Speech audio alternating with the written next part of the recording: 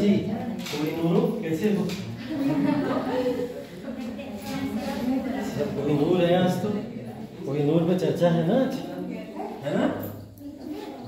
चलो very good. कौन कौन आया तैयार हो गए? तैयार हो गए तो सब आए, कोहिनूर के लिए तैयार हो गए।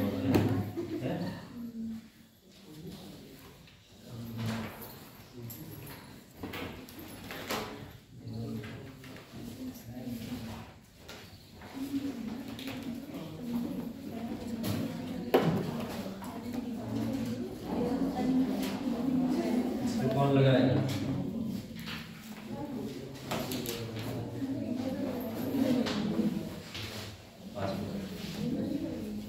आता है ना? आता है ना? कहीं ना कहीं लगा ही दोगे।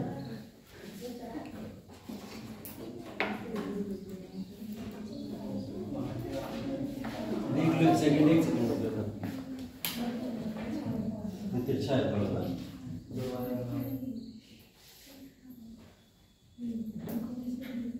थोड़ा सीधा कर दो।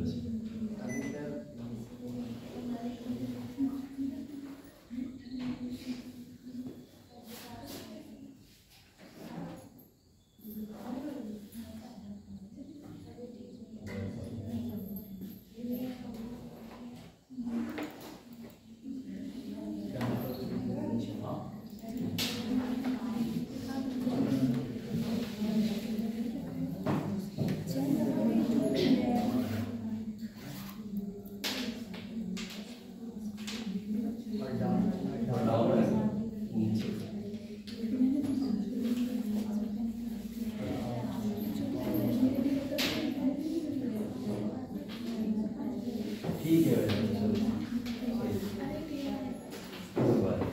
इतना दिख रहा है ना बस।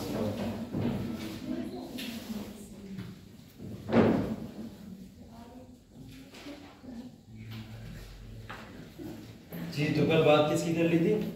बाबर हो गया ना, ठीक है। बाबर के आगे कुछ पढ़ना है? हुमायूं।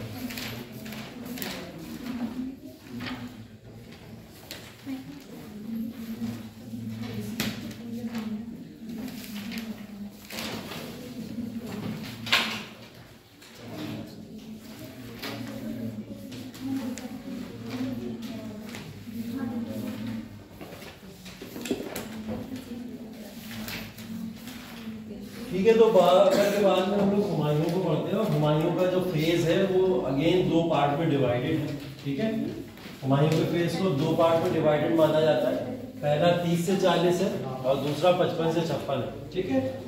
तो बेसिकली कल ये बात हमने बताई भी थी कि हम लोग मुगल साम्राज्य जो शुरू करते हैं वो 55 के बाद ही शुरू करते हैं एक्चुअल फॉर्म में, क्योंकि यहाँ से जो मुगल रूलर्स थे वो परमानेंसी यहाँ पे गेन करते हैं, है ना।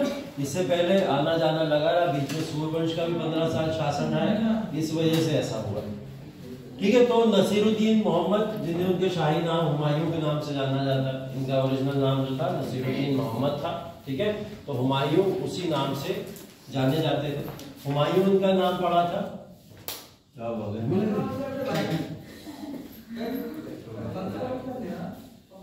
कोई बात नहीं, थोड़ा चला लो 5 मिनट, बंद कर देना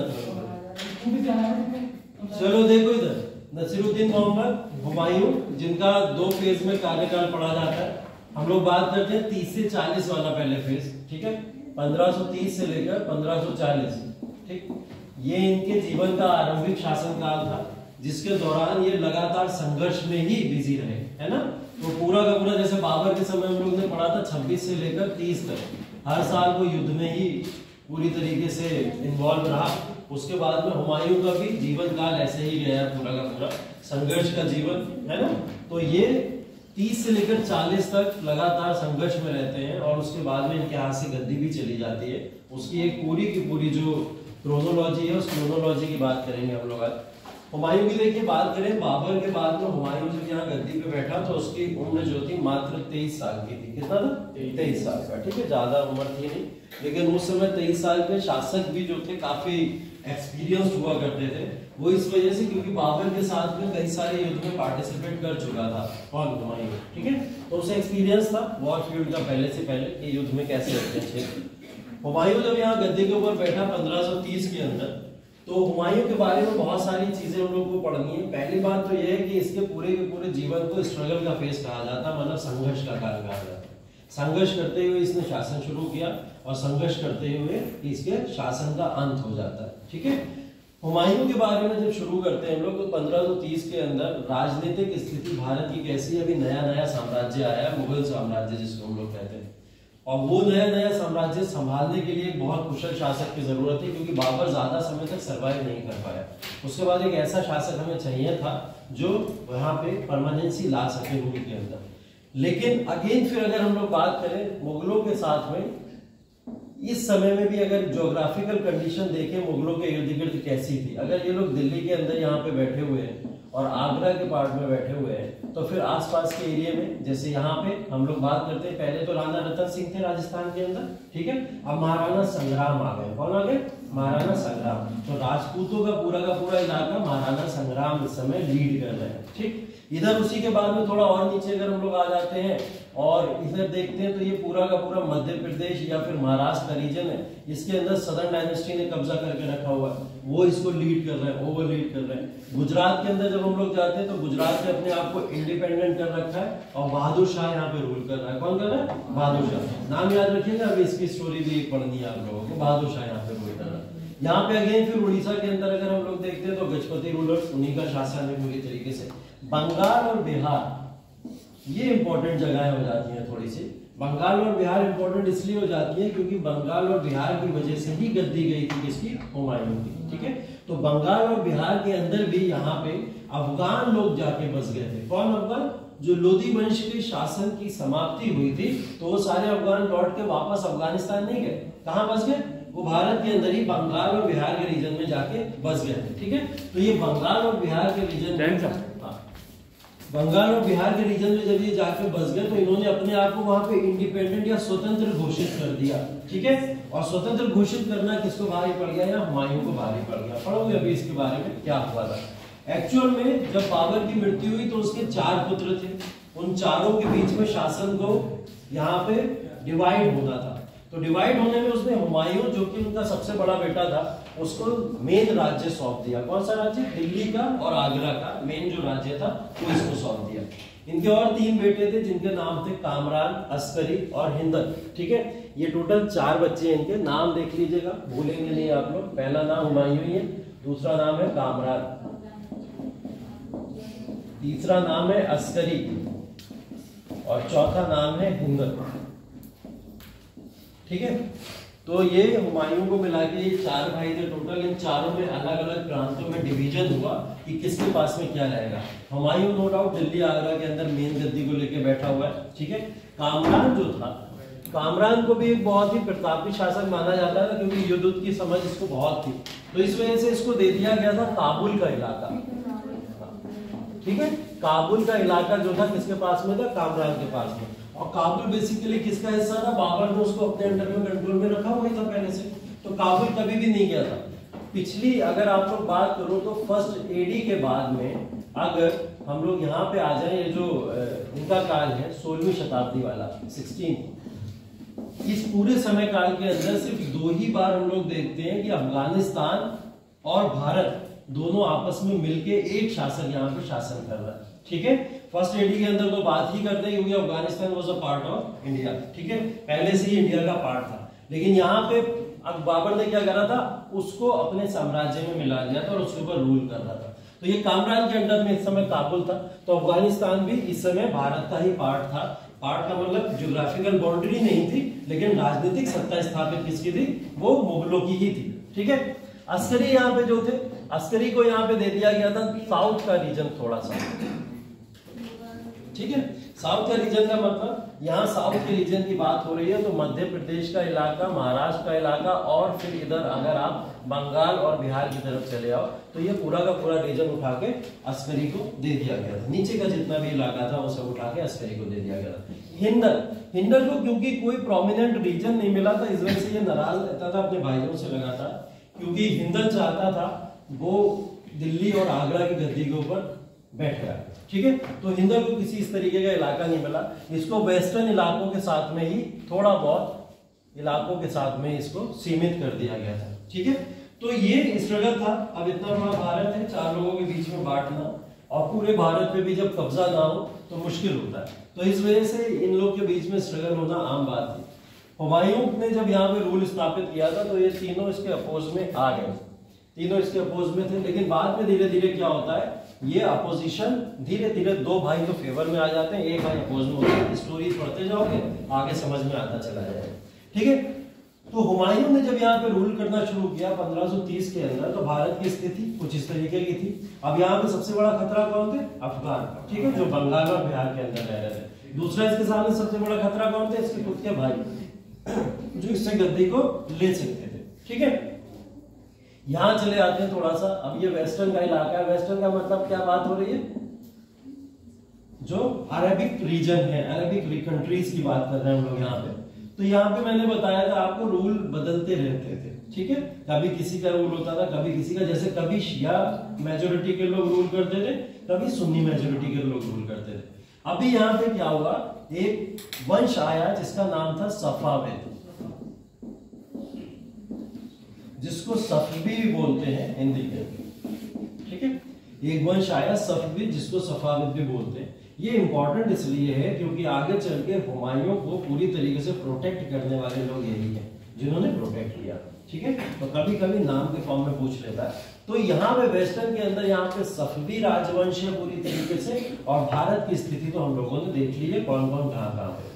अब देखिए जब हुमायूं यहाँ पे शासन करने आएगा, बनी बनाई सत्ता मिली है, लेकिन उस बनी बनाई सत्ता को प्रोटेक्ट करना बहुत जरूरी है क्योंकि लगातार अफगानों के भी अटैक हो रहे हैं और उधर से लगातार तुर्कों को भी यहाँ पे अटैक करने का मौका मिलता है, नया नया जब भी शासक आता है कोई, ठीक। हुमायूं जब यहाँ साम्राज्य के लिए आते हैं, अपना साम्राज्य यहाँ पे स्थापित कर रहे होते हैं, तो उनके बारे में कुछ बातें हैं, इन बातों को देख लीजिएगा, समझ लीजिएगा। जैसे 1539 और 40, ठीक है, ये 2 लड़ाइयां हैं इनके जीवन की महत्वपूर्ण लड़ाइयां, जिसके बाद में इन्होंने साम्राज्य को खो दिया था। पहला चौसा की लड़ाई है। ये चौसा की लड़ाई को एक लड़ाई के नाम से और जाना जाता है, बक्सर की लड़ाई। एक बक्सर की लड़ाई आप लोग आगे पढ़ोगे जब मॉडर्न इंडिया पढ़ोगे, ठीक है। तो इसको कभी कभी बक्सर की लड़ाई के नाम से भी जाना जाता है, जो 1539 में हुई है। चौसा आप लोग को पता होगा, बक्सर आपको नहीं पता होगा, तो बक्सर आप लोग चौसा के साथ में नोट कर लीजिएगा, ठीक है। कन्नौज की लड़ाई, इसको बिलग्राम की लड़ाई भी कहते हैं, जो कन्नौज की लड़ाई है, तो इसका नाम कन्नौज और बिलग्राम दोनों बोला जाता है। तो ये कन्नौज और बिलग्राम की लड़ाई है, ठीक है। हुमायूं इसमें हार गया था शेर शाह सूरी के द्वारा और उसको भारत से भागने पे मजबूर होना पड़ा। उसने पूरा भारत ही छोड़ दिया था इस हार के बाद में, ठीक है। कैसे हुआ था, क्यों हुआ था, पूरी क्रोनोलॉजी की बात करेंगे, ठीक। यहाँ देखिए लिखा हुआ है, इसने कुछ समय ईरानी राजा के यहाँ शरण ली। ये वही ईरानी राजा हैं जिनकी मैं सफावी के फॉर्म में बात कर रहा हूँ, ठीक है। ये वही लोग हैं जिन्होंने यहाँ प्रोटेक्ट किया था इस समय हुमायूं को, इन्हीं का संरक्षण में रहा। इवन यहाँ के राजाओं ने उसको ये कला भी सिखाई थी कि वॉर फील्ड के अंदर अगर आप हारते हो और अगर आप खुद को प्रोटेक्ट करना चाहते हो तो क्या क्या ट्रिक्स होती है। तो वो सीख के ही वापस कब आया था यहाँ पे 1555 में, और सूरी साम्राज्य जो कमजोर हो रहा था उसको हरा के यहाँ पे अपना शासन स्थापित कर पाया, ठीक है। तो ये सब चीजें हैं। यहाँ पे इसने एक नगर बसाया था दिल्ली के अंदर ही, जिसका नाम क्या रखा था उसने, दीनपना, ठीक है। दीन पनाही नाम से उसने एक लाइब्रेरी भी ओपन की थी जिसका नाम भी दीन पनाही था, ठीक है। और उसी लाइब्रेरी के नीचे सीढ़ियों से गिर के ही ये मरा था। लाइब्रेरी का नाम कभी कभी पूछ लेता, ठीक। मस्जिदें बनवाई थी इनने, दिल्ली में जमाली मस्जिद और ईसा खान की मस्जिद, ये दोनों दिल्ली के अंदर है। तो इसका यहाँ पे इसने कंस्ट्रक्शन करवाया था। मतलब साहित्य में भी योगदान आप इसका देख सकते हैं, ठीक है। हाँ, ये दीन पनाह और शेरे मंडल पुस्तकालय अलग-अलग है या कौन सा? शेरे मंडल पुस्तकालय। शेरे मंडल पुस्तकालय देखो, दीन पनाह जो लाइब्रेरी है उसका ये पूरा का पूरा कॉरिडोर, ठीक है। इस कॉरिडोर के अंदर इसको ऐसे करके दो पार्ट में डिवाइड किया गया है। शेरे मंडल का पार्ट कुछ इस तरीके का लगता है जहां पे इस्लामिक फिलॉसफी की किताबें रखी गई थी। इसकी इस्लामिक फिलॉसफी की किताबें रखी गई थी। बाकी पूरा का पूरा सर्कमफ्रेंस जो था वो दीन पनाह के अंतर्गत आता था, ठीक है। तो ये दीन पनाह के अंतर्गत आने वाला रीजन था, ध्यान रखिएगा इसको, सही क्वेश्चन था, ठीक। इसके बाद में यहाँ पे हुमायूं का मकबरा भी एक देखने को मिलेगा जो कि यूनेस्को की वर्ल्ड हेरिटेज साइट का पार्ट है, ठीक है। ये इनकी बेगम जो थी उन्होंने बनवाया था, अमीदा बानो नाम था जिनका, ठीक है। जिनकी जो किसकी अकबर की माता जी है, ठीक है। आगे पढ़ोगे भी आप, अकबर की माता जी का नाम यही है।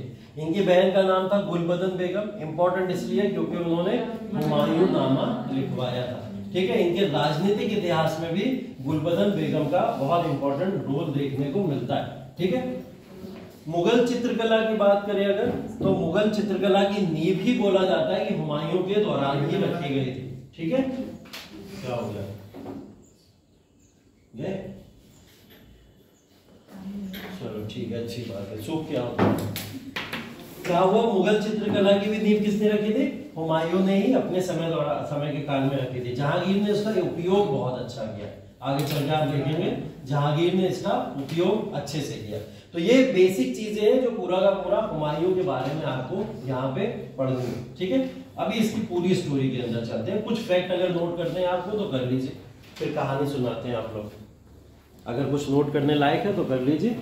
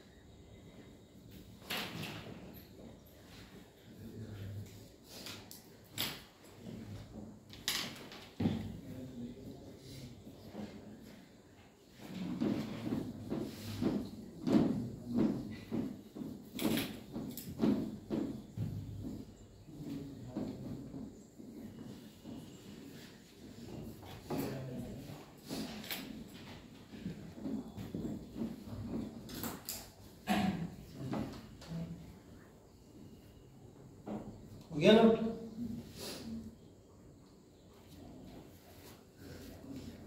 ये बताइए हुमायूं का मकबरा,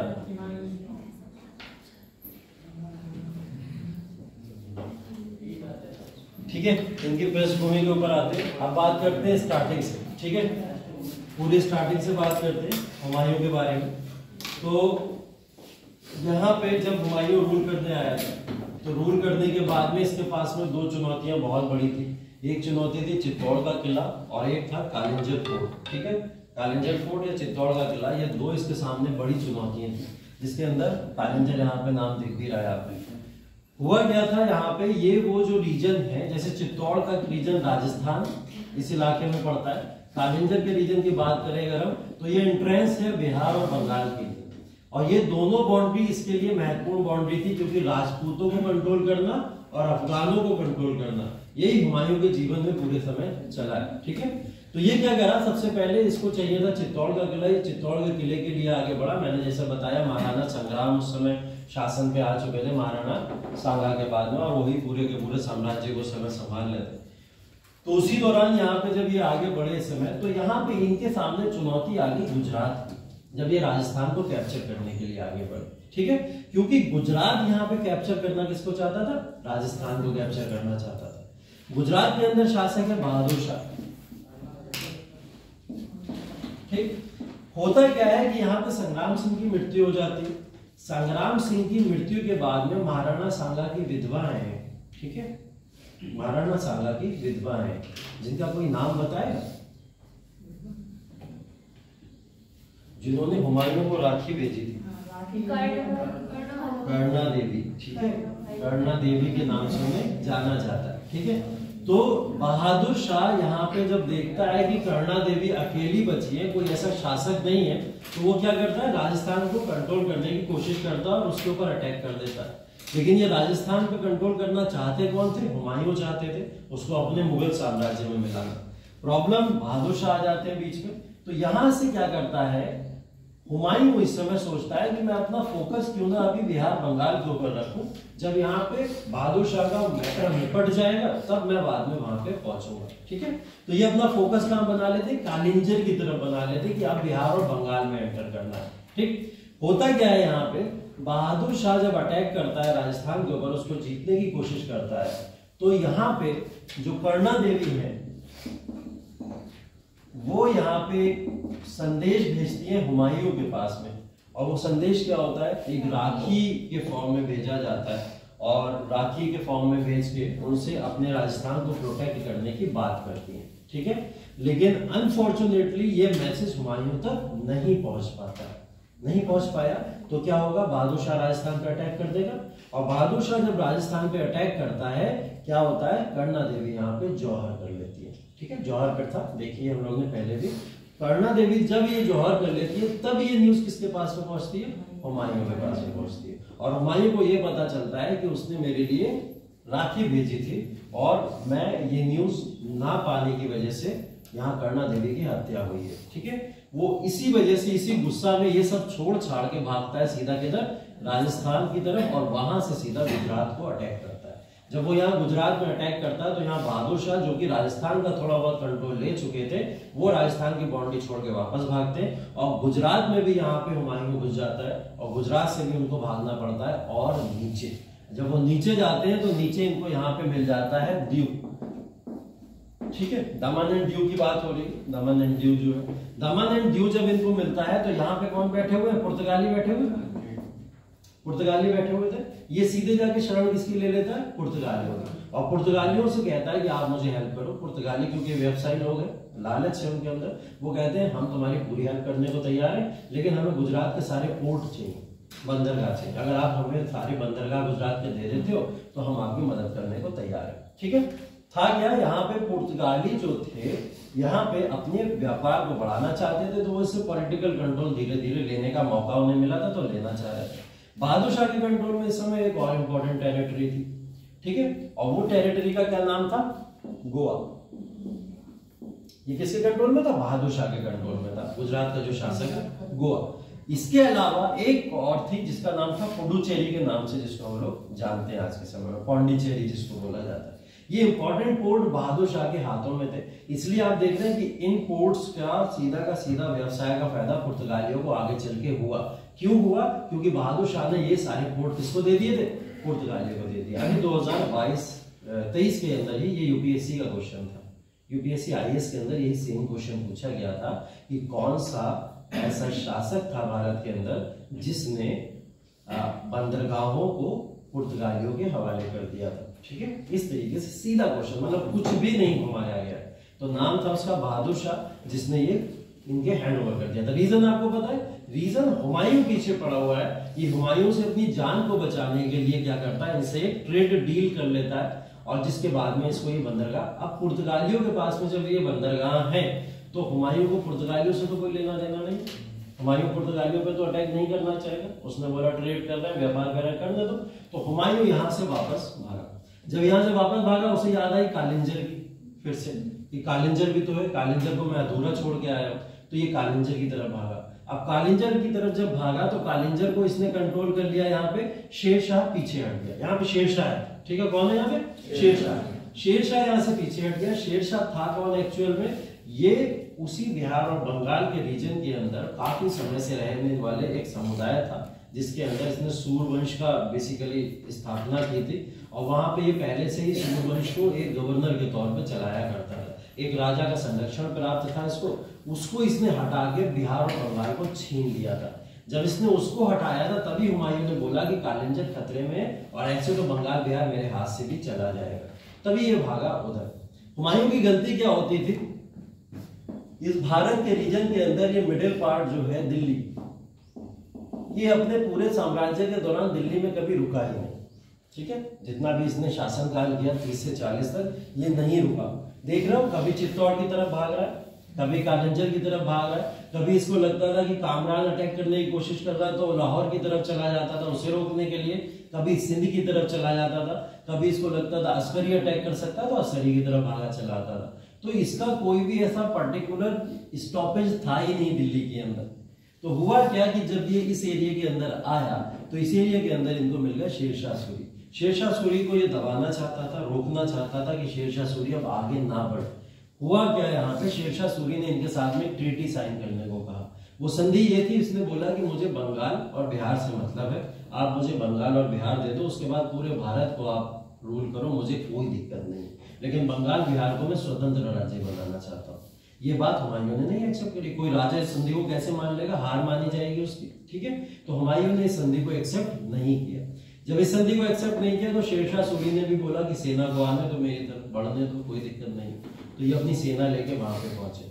शेरशाह सूरी बहुत चालाक आदमी था, बिहारी आदमी, ठीक है, बिहार में रहते रहते समय हो गया, बोला जाता बिहारी बहुत चालाक आदमी होते, बोला जाता है। तो इसीलिए बिहार में रहते रहते उसके अंदर ये तमाम चीजें डेवलप हो चुकी थी।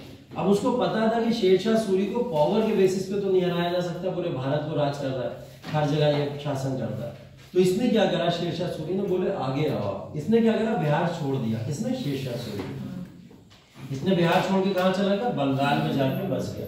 और बंगाल में जब बसा तो शेरशाह सूरी पहुंचे यहाँ पे। अब ये मैप देख लो जैसे कुछ इस तरीके से। अब यहाँ पे ये बंगाल है, इस बंगाल के अंदर यहाँ पे है शेरशाह, ठीक है। और ये वाला पोर्शन जो है ये है बिहार। बिहार के अंदर कौन है? हुमायूं, ठीक है।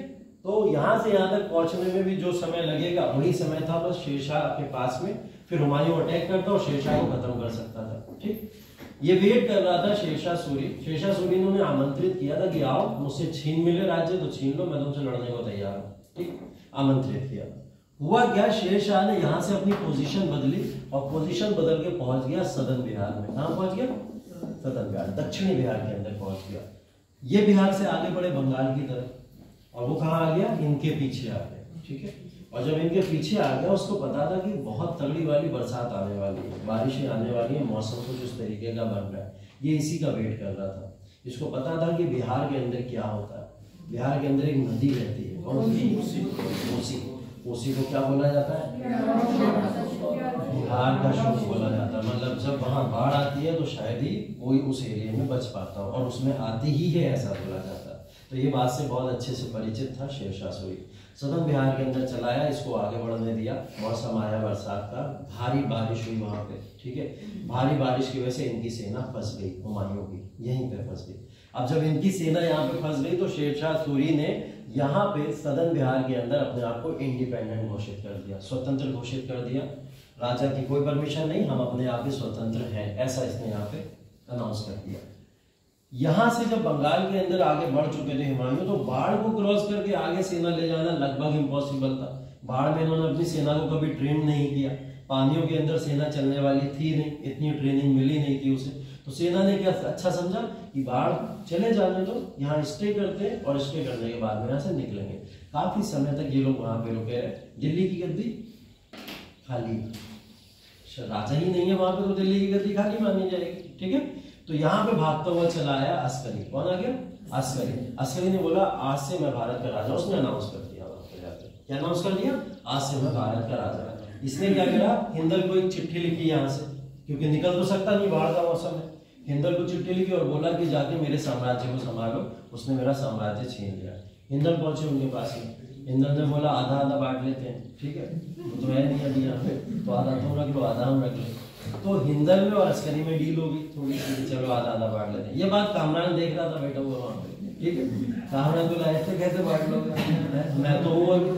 तो कामरान आया वहां से, और कामरान ने, क्योंकि कामरान से छोटे थे ये दोनों, तो कामरान ने इनको दबा लिया। और कामरान ने बोला कि दिल्ली की गद्दी मेरे पास है, तुम लोग को जो रीजन चाहिए, जो क्षेत्र चाहिए ले लो। अब इतनी उथल पुथल दिल्ली के अंदर चल रही है, ये कब तक बैठ के लूडो देखेगा, लूडो का गेम कब तक खेलेगा, इधर उधर इधर पास आएगा, है ना। तो इसने सोचा अब तो जाना ही पड़ेगा, अब मजबूरी है, क्योंकि ये दिल्ली की गद्दी हाथ से चली जाएगी, है ना। तो ये जब शेरशाह सूरी यहाँ रास्ते में बैठा हुआ है, वहां पे क्या हो रहा है, दिल्ली की गद्दी जा रही है, पूरी हाथों से जा रही है दिल्ली की गद्दी, ठीक है।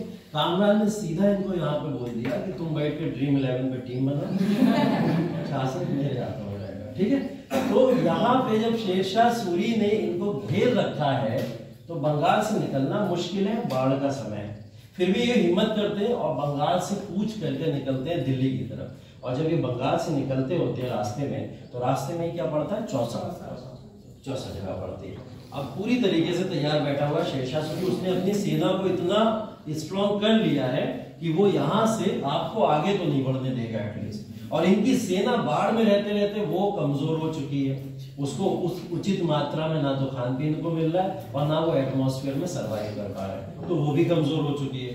दोनों चीजें नेगेटिव किसके लिए गई, हुमायूं के लिए गई। अब हुमायूं जब सदन बिहार की तरफ होते हुए निकले, इसको अब मतलब नहीं था कि मैं शेरशाह से लड़ूं, इसका मतलब क्या था, मैं किसी तरीके से दिल्ली पहुंच जाऊं, ठीक है। लेकिन यही रास्ते में घेर लिया शेरशाह सूरी ने, और शेरशाह सूरी ने इन्हें पटक पटक के मारा, ठीक है। मतलब इनके पास में कोई दूसरा रास्ता नहीं था यहाँ से जाने का, एक ही रास्ता था, और कहीं से भी निकलते तो शेरशाह सूरी ने पकड़ता ही, ठीक है।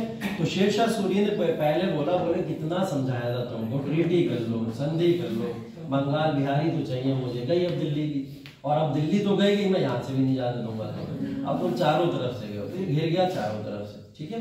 तो यहाँ से जब भागा, तो भागने के बाद में शेरशाह से लड़ा, लेकिन सेना बहुत कमजोर थी। कमजोर होने की वजह से हुआ क्या था, एक्चुअल में हुआ ये था कि जब ये सदन बिहार की तरफ बड़े आगे चल के, सेनाएं पहले क्या करती थी, एकदम नहीं कि पूरा लगातार चल ही रही है, ऐसा नहीं होता था, कभी स्टे करती थी, जहां थक जाते थे आराम करते थे, रुका करते थे, फिर उसके बाद में चला करते थे, ऐसा हुआ करता था।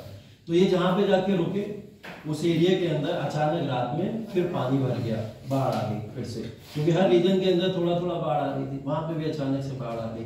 सब सो रहे थे अपने अपने एरिया में, घोड़े अस्तबल में सो रहे थे, ठीक है, और ये अपने पूरे टेंट वेंट लगा के आराम से उसके अंदर सो रहे थे। पानी आया, सारे के सारे टेंट बह गए, ठीक है, और टेंट बह गए, सैनिक हैरान एकदम, हो क्या रहा है, सब पानी में उछलते कूदते भागे इधर उधर। घोड़े ने आज तक पानी देखा नहीं था, घोड़ों को क्या पता क्या हो रहा था, घोड़े भी इधर उधर लेके भाग। अब इसको पता लगा, उसी समय में गलत फायदा उठा लिया यहाँ पे शेरशाह सूरी ने। शेरशाह सूरी बोला पानी भर गया, अच्छा होगा अटैक कर दो, उसने अपनी सेना को पानी में टेंट कर रखा था, ठीक है, उसने उसी समय इसके ऊपर अटैक कर दिया, चौसा के अंदर जब ये लोग रुके हुए। जब अटैक करा तो यहाँ हुमायूं के पास में लड़ने के लिए कुछ था नहीं, क्योंकि सेना भाग रही थी यहाँ पे, और राजा अकेले लड़ नहीं सकता, लड़ने का मतलब मारा जाएगा, ठीक है। तो ये उछल के सीधे अपने घोड़े पे बैठे, और घोड़ा इन्हें लेके भागा सीधे और कुदा दिया कोसी नदी में, ठीक है। कहाँ कुदा दिया, उसे क्या पता जमीन का पानी है, नदी का पानी है, ठीक है, जिसने पानी नहीं देखा उसे क्या पता कहाँ का पानी है, वो लेके कूद गया लगा नदी में, ठीक है।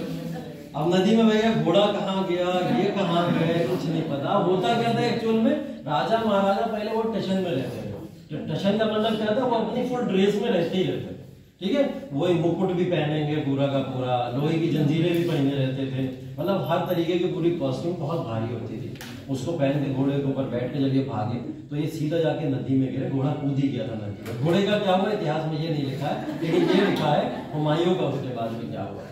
हुमायूं बहते हुए चले जा रहे हैं, बेहोश है एकदम, उनको नहीं होश है किसी तरीके का। वहां पे इनको एक व्यक्ति मिलता है, शिहाबुद्दीन, शिहाबुद्दीन जिसका नाम है। एक्चुअल में दो नाम से उसको संबोधित किया जाता है, एक तो उसको मछुआरा भी बोला गया है कहीं कहीं, और एक तरफ उसको वो भी बोला गया है कि जो पानी वानी लेकर लोगों तक पहले पहुंचाया करते थे, ठीक है। तो एक तरीके से मल्लाह का नाम भी उसके लिए आया है। तो वो नदी किनारे बैठा था, उसने देखा बहता हुआ कोई जा रहा है। तो जब बहता हुआ कोई जा रहा और नदी के अंदर मुकुट टुकुट पहने, मतलब गिर गया हुआ मुकुट तो, लेकिन पूरे ड्रेस के अंदर जो इस तरीके से बहता हुआ जा रहा, उसको लगा कुछ तो अलग जानवर है, ठीक है, तो इसको उठाना चाहिए, इसको अपनी तरफ लाना चाहिए किसी तरीके। तो उसने जैसे कांटा वाटा डाल डाल के इनको खींचा, अपनी तरफ उठाया और अपनी तरफ उठा के उनको कोशिश करी जगाने की। अब जगाने को झापड़ मार रहा था, जाग जा, और ये बौखला के उठे, तुम्हारी हिम्मत कैसे हुई, भारत के राजा को तुम झापड़ मार, बोला अभी बेवकूफ बचाए तुम्हें, तुम्हारी जान बचाए और तुम ऐसी बात कर लो। और कौन सा भारत का राजा, काय का भारत का राजा? उस समय मीडिया तो थी नहीं जो फोटो छपते हो जगह कि लोग जानते हो अरे यही है, ऐसा तो होता नहीं था कभी। तो उन्हें क्या पता कि हुमायूं यही है, ठीक है, तो नहीं पता होता था। जनरली लोग बहुत ज्यादा अवेयर नहीं होते थे राजा के फेसेस के साथ में, बस नाम सुना करते थे, ऐसा होता था, ठीक है। जैसे आज के समय में तो सबको सब पता है कि कौन क्या क्या है, कैसे कैसे, ठीक है। सोनू शर्मा इधर है, उधर है, बाकी दो लोग बैठे हो, तुम निकलो, ठीक है। तो उस समय जब शहाबुद्दीन, बहुत जल्दी देर नहीं, हाँ, तो हुआ क्या, शहाबुद्दीन ने जब इनको बचाने के बाद में ये बात रियलाइज हुई इनको कि हाँ शहाबुद्दीन ने मेरी जान बचाई है। ये शहाबुद्दीन से प्रॉमिस करते हैं कि जब भी मैं राजा बनूंगा या वापस दिल्ली पहुंचूंगा तो दिल्ली पहुंचने के बाद में मैं तुमको एक दिन का राजा जरूर बनाऊंगा, ऐसा ये इनके साथ में प्रॉमिस करते हैं, ठीक है। और प्रॉमिस करने के बाद यहाँ से चले जाते हैं, ठीक। तो इनकी जान मान बचा के पहुंच गए यहाँ पे। अच्छा, उसकी शहाबुद्दीन की भी कोई गलती नहीं, उन्हें पहचान नहीं पाया, ठीक है, क्योंकि जैसा मैंने बताया कि वो कुछ ऐसी पब्लिश रिपोर्ट्स नहीं होती थी कि भारत का राजा चौसा नदी में तैर रहा है, ये वो, ऐसा कुछ नहीं होता था किसी भी तरीके का। तो ये सब चीजें नहीं हुआ करती थी। और आज के समय में भी अगर नॉर्मली कोई भी बहता हुआ नदी में जा रहा है, बहुत इंपॉर्टेंट कोई व्यक्ति, मान लो मोदी जी जा रहे हैं बहते हुए, ठीक है, अचानक से किसी को दिखेगा तो कौन मान लेगा ये मोदी जी है ना? नहीं मानेगा ना कोई ऐसा कि भारत का राजा है, नदी में ऐसी टहल रहा है, बह रहा है, सब कोई नहीं मानेगा। तो किसे यकीन होगा कि नदी में हुमायूं ही बहता हुआ जा रहा होगा? तो नहीं यकीन हुआ होगा, उसकी भी कोई गलती नहीं है। इसलिए हुमायूं को ये बात रियलाइज हुई और उसने क्या, उनको रिवॉर्ड देने को सोचा और बोले एक दिन के लिए हम आपको भारत का राजा जरूर बनाएंगे, ठीक है। इतना कहते हुए वहां से चला गया, आगे बढ़ा। तो आगे बढ़ने के बाद में दिल्ली की गद्दी पे तो कामरान है, और कामरान से अब गद्दी लेने का मतलब है उससे युद्ध करना, ठीक है, उससे युद्ध करना। चौसा जीत के बंगाल बिहार को स्वतंत्र घोषित कौन कर चुके? शेरशाह। और वो अब यहाँ के स्वतंत्र शासक बन चुके। उन्हें यही तो चाहिए था, पहले डील करने को कह रहे थे, नहीं हुई, अब उन्होंने लड़ाई करके ले लिया, तो बंगाल बिहार स्वतंत्र हो चुका।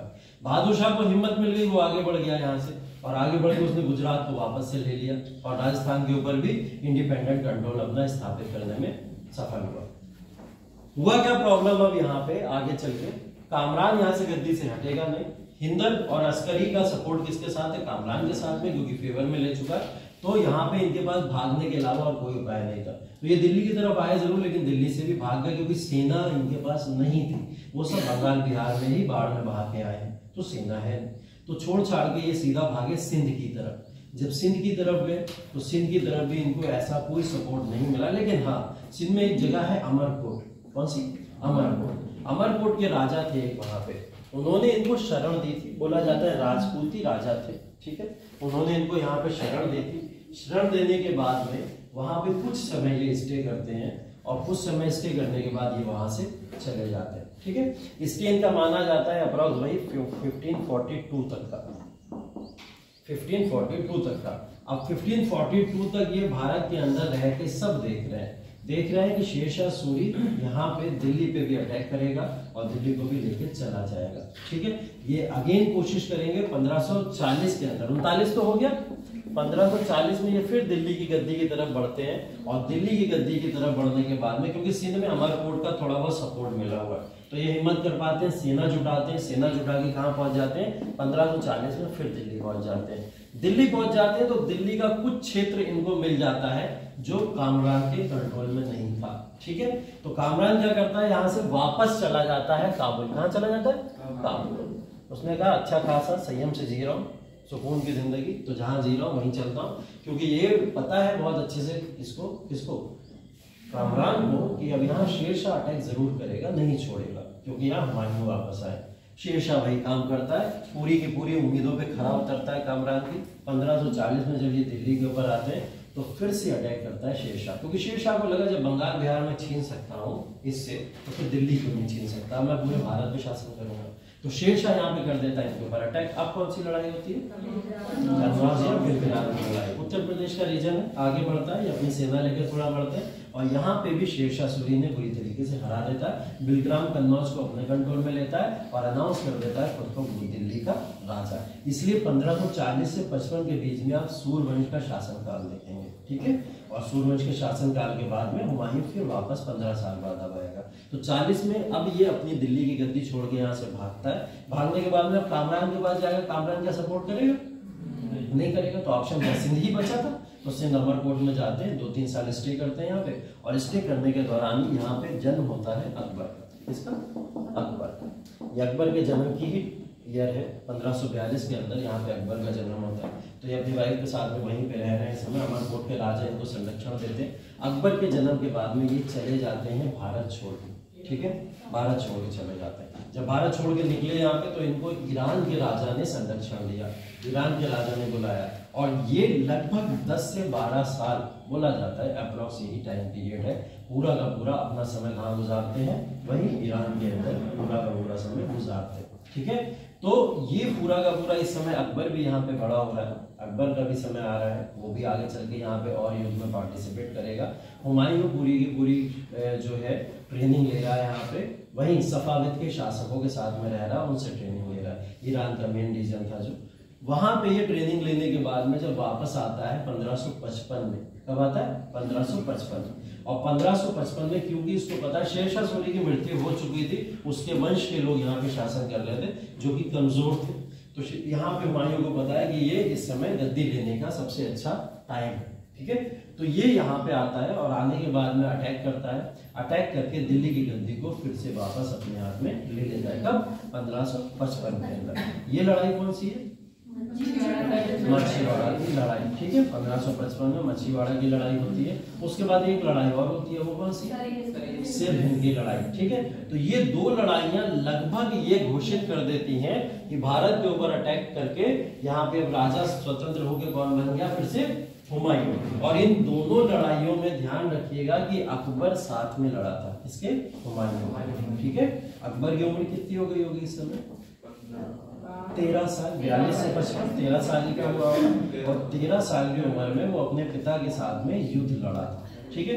55 में ये आते हैं, गद्दी के ऊपर बैठते हैं आके और गद्दी के ऊपर बैठ के अनाउंस खुद को राजा करते हैं। 55 से 56 तक 1 साल ये शासन कर पाते हैं और इनकी लाइब्रेरी में गिरने की वजह से मृत्यु हो जाती है। जब इनकी मृत्यु हो जाती है, यहाँ इनको सपोर्ट मिलता है इनकी सिस्टर का गुलबदन बेगम, जिनका नाम हमने पढ़ा था। गुलबदन बेगम ये बात पूरे अपने जो भी है साम्राज्य में फैला देती हैं कि वो बीमार है और अभी वो इस कैपेबल नहीं है कि गद्दी में या आगे चल के बात, ये बात कई समय तक चलती रहती है। लेकिन यही शॉर्टली एक नोटिस भेज दिया जाता है चुपचाप तरीके से, किसको? अकबर को, कि आपके पिताजी की मृत्यु हो चुकी है, क्योंकि अकबर अमरकोट में है इस समय। उसको एक मैसेज भेजा जाता है कि आपके पिताजी की मृत्यु हो चुकी है और आपको अब आगे शासन को संभालना है, ठीक है। इन सब के बीच में एक बहुत इंपॉर्टेंट नाम है जो ये सब चीजें ट्रांसफर कर रहा है और यहाँ पे रूल को संभालने की कोशिश कर रहा है, उसका क्या नाम है? बैरम खान। बैरम खान हुमायूं के साथ में ईरान से आया था जब हुमायूं यहाँ पे मच्छीवाड़ा और सिरहिंद की लड़ाई लड़ रहा था। तो वही बैरम खान यहाँ पे अकबर को संरक्षण देता है और दिल्ली की गद्दी के ऊपर आके बैठाता है, ठीक है। जब वो दिल्ली की गद्दी पे बैठा तब ये बात लोगों को पता चली कि हुमायूं नहीं रहा है। अगर ऐसा होता कि पता चल जाता लोगों को तुरंत कि हुमायूं नहीं रहा है, तो सूर्यवंश के शासक तो अभी बैठे हुए और तैयार बैठे हैं। 1 साल में उन्होंने कितनी सत्ता जमा ली होगी? बिल्कुल नहीं जमा पाए होंगे, ठीक है। यहाँ 1556 में अगेन चुनौती आती है उसके सामने जब वो अकबर गद्दी के ऊपर बैठता है। अकबर का गद्दी पे बैठना मुश्किल इसलिए हो जाता है, प्रॉब्लमेटिक इसलिए हो जाता है क्योंकि यही सूर्यवंश से एक सिलसिला और निकला था जिसके अंदर एक कमांडर था जिसका नाम था हेमचंद्र, ठीक है, जिसको हेमू के नाम से जाना जाता है, ठीक है। कभी कभी उसके लिए विक्रमादित्य की भी उपाधि यूज होती है। विक्रमादित्य की उपाधि इसलिए 30+ लड़ाइयां लड़ा अपने जीवन में, कभी नहीं हारा, कभी भी नहीं हारा, एक लड़ाई नहीं हारी। जिस लड़ाई में जाता था उसको जीत के आता था, ये बात पॉपुलर थी उसके लिए, किसी को नहीं छोड़ा उसने, इवन राजाओं को मार मार के आता था जब भी जाता था। अगली लड़ाई उसकी अब यहाँ पे 1556 में किससे होने वाली थी? अकबर के साथ में। अकबर यहाँ गद्दी पे बैठ गया है और अकबर की गद्दी पे बैठने के बाद में छोटा सा बच्चा 14 साल का है अभी जब गद्दी के ऊपर बैठा, बैरम खान संरक्षण दे रहे हैं इसको, बैरम खान के संरक्षण में बैठा। 1556 में यहाँ हो जाती है दूसरी पानीपत की लड़ाई। कौन सी? दूसरी पानीपत की लड़ाई। हेमचंद्र यहाँ पे डिक्लेयर कर देता है कि वो दिल्ली की तरफ बढ़ रहा है और दिल्ली को जीतेगा। अब ये बात यही समझ लो कि ये वही बात हो गई कि पूरे ब्रह्मांड को सिकंदर जीतता हुआ चला आ रहा है और जब वो अनाउंस कर दे कि मुझे भारत को जीतना है तो ये वही बात होगी कि चाणक्य जैसा कोई ना कोई व्यक्ति जब तक बीच में नहीं आएगा तब तक वो शायद भारत को नहीं बचा पाएगा। ये कुछ उसी तरीके की बात थी क्योंकि हेमू का भी वही कैरेक्टर था कि वो सब जीतने पे ही विश्वास करता था। हेमू बड़ा, और ये बात बहुत ही क्लियर थी कि एक 14 साल का बच्चा हेमू के साथ में नहीं टिक पाएगा क्योंकि उसने बहुत बड़े बड़े राजाओं को पहले ही हराया हुआ। ठीक है, तो जब ये वहां पे जाते हैं वॉरफील्ड के अंदर, हेमचंद्र की किसके साथ लड़ाई है? अकबर के साथ में लड़ाई है।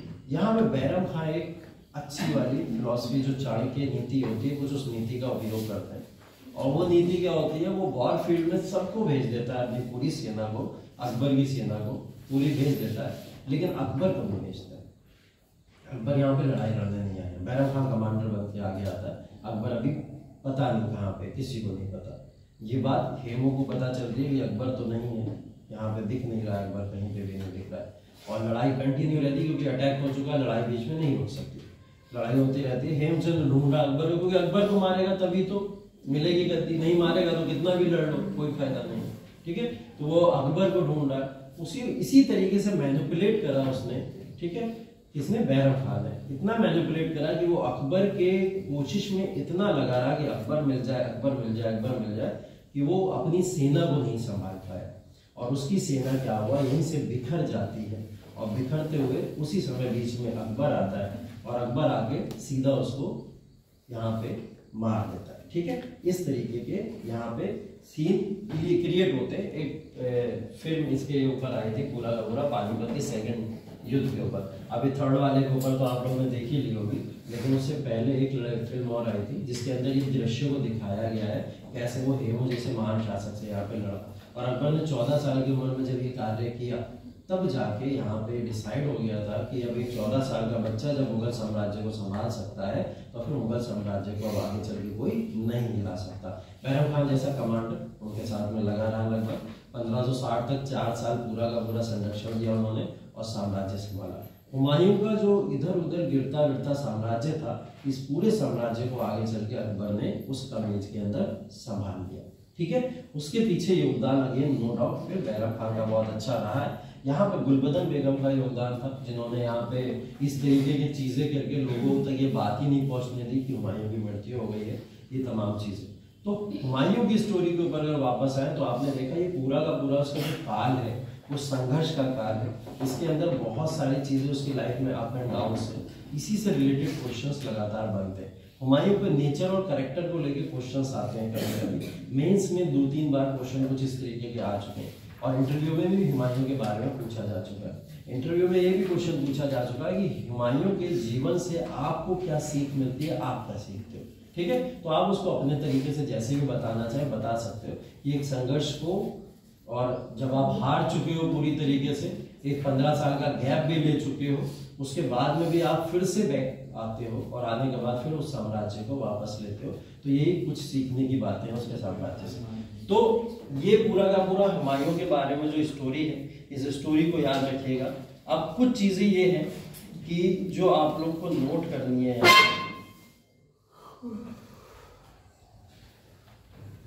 कुछ चीजें यहाँ पे हम नोट करने लायक है, इनको नोट कर लीजिएगा क्योंकि ये एग्जाम पॉइंट ऑफ व्यू से इम्पोर्टेंट है। ठीक है, स्टोरी के फॉर्म में अब आप इन सब चीजों से कनेक्ट कर ले जाओगे, जो फैक्ट यहाँ पे आप लिखते चले जाएंगे। गुजरात का शासक बहादुर शाह, अच्छा गुजरात के शासक का क्या हुआ बाद में, बहादुर शाह का पुर्तगालियों के साथ में संबंध अच्छे किए थे इन्होंने, बाद में पुर्तगालियों ने इन्हें एक शिप में बुलाया, इन्वाइट किया चाय पे, ठीक है, बुलाया और चाय पीते, ठीक है, और चाय पे इन्वाइट करके यहाँ पे इन्होंने क्या करा, पुर्तगालियों ने इनको लात मार के समुद्र में ही बहा दिया। ठीक है, हाँ बोला जाता है ऐसा तो क्योंकि वो नहीं चाहते थे कि कोई उनके बीच में आए, उनके व्यापार के बीच में आए, और वो जाके सीधा डील किससे कर लेते, हुमायूं से कर लेते। तो बहादुर शाह को पुर्तगालियों ने यहाँ खत्म कर दिया। ठीक है, ये जो बोल्ड में लिखे हुए हैं, जो बोल्ड किए गए शब्द हैं, इन शब्दों पे थोड़ा ध्यान जरूर दीजिएगा। बाकी पूरी स्टोरी मैंने आपको बता दी है, बाकी सब आप लोग जानते हैं। ठीक है,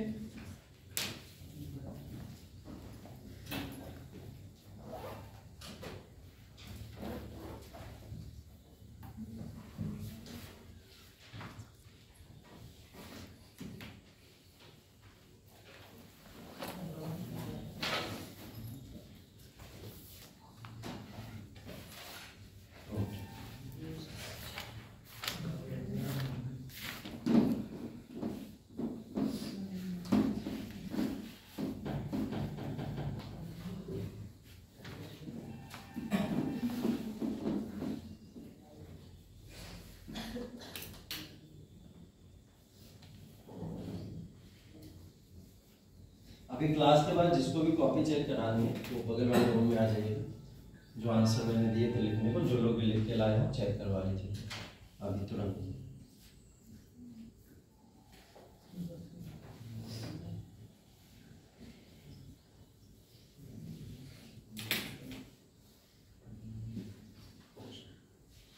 ठीक है, पूरे पूरे स्टेटमेंट नहीं लिखने हैं, शॉर्ट शॉर्ट में लिखिएगा बस। एस्टिक बना के बस हल्का हल्का लिख लीजिएगा। जगहों का नाम और शासक का नाम पता होना जरूरी है।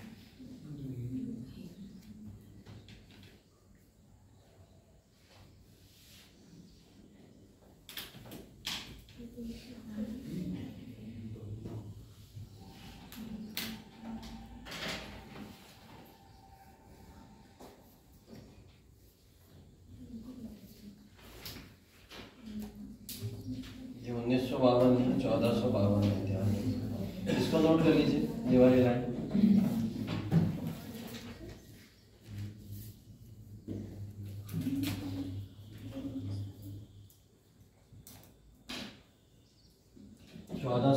है ये।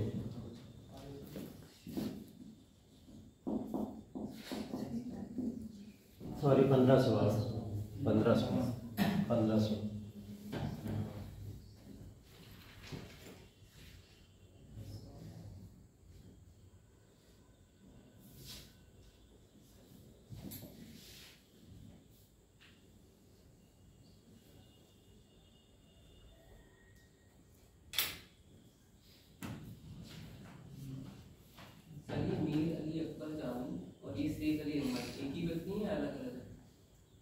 शेर अली अंबर और मीर अली, हाँ मीर अली अकबर जांबी एक ही व्यक्ति है।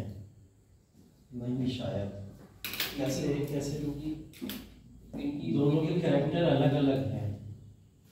बताओ क्या क्या क्या हमीदा बानो इन्हीं की तो बेटी थी ना।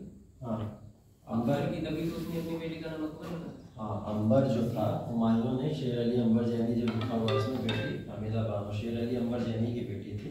दूसरा नाम आप क्या बता रहे हो? अकबर जामी। अकबर जामी नाम बता रहे हो? नहीं, इसके बारे में मैंने नहीं पढ़ा, देख लूंगा मैं एक बार, अगर होगा तो बता। अकबर जामी नाम नहीं सुना।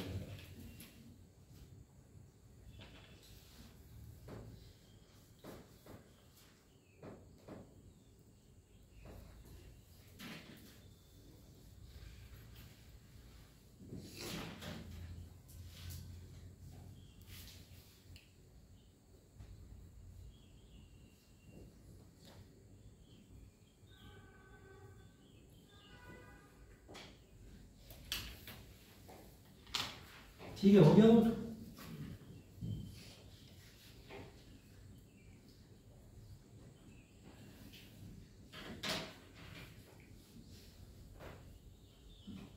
देखो ये वापसी है इसकी 1545 में, जब इसने वापसी करना शुरू की थी उस समय का है कि वापसी में इसने सबसे पहले भारत में तो घुस नहीं पाएगा, क्या करेगा वहीं से काबुल आबुल से, जैसे कौन आया था बाबर आया था, अगेन फिर इसको पूरी तरीके से नया दौर शुरू करना है। तो नया दौर शुरू करने के लिए फिर से वही साम्राज्य को उठा के वैसे ही जीतना पड़ेगा जैसे बाबर ने जीता।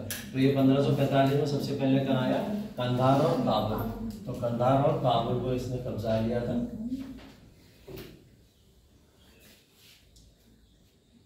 ठीक है, और बाद में अपने भाइयों कामरान और अस्करी को भी हराया, और उसके बाद में वो खतरा तो इसने हटा के 1555 में मुगल साम्राज्य को पूरी तरीके से स्थापित किया। देखिए 2 क्वेश्चन यहाँ पे जो मैं बता रहा हूँ हुमायूं से रिलेटेड लगातार पूछे जा रहे हैं। ठीक है, एक क्वेश्चन ये है कि हुमायूं ने भारत में मुगल क्षेत्रों को कैसे खो दिया। ठीक है, ये क्वेश्चन पूछा जाता है। मुगल क्षेत्र जो इसके कंट्रोल में थे, जैसा हमने बात की, बंगाल, बिहार, गुजरात, राजस्थान, मालवा, या फिर आगे चल के सिंध, पंजाब, ये सब रीजन मुगलों के कंट्रोल में थे। धीरे धीरे सब सिमट के चले गए और सूर्यवंश ने यहाँ पे शासन किया। तो कैसे इसने अपने क्षेत्रों को खो दिया, इसके अंदर आप जो है एक बेसिकली इनके कैरेक्टर के बारे में लिख सकते हो, अनुभवहीन भी लिख सकते हो, या इतना एक्सपीरियंस नहीं था। उसके बाद 2 लड़ाइयाँ लिख सकते हो, जो लड़ाइयाँ मैंने आपको बताई उसके बारे में वर्णन कर सकते हो कि उन लड़ाइयों ने इसको यहाँ पे क्षेत्र खोने पे मजबूर कर दिया। ठीक है, इस तरीके से आप इसके आंसर को दे सकते हो। दूसरा क्वेश्चन बहुत इंपॉर्टेंट है, हुमायूं के भारत लौटने पर कौन से सांस्कृतिक परिवर्तन आए। ठीक, हुमायूं जब भारत वापस आया, कहाँ से, भाई ईरान पारस की तरफ से, तो वहां से आने के बाद में कौन से सांस्कृतिक परिवर्तन आए। ठीक है, सांस्कृतिक परिवर्तन जैसे मैंने बोला आपको कि अब ये स्थापत्य कला और फिर सांस्कृतिक महत्व की चीजों पे ध्यान देना शुरू किया इसने।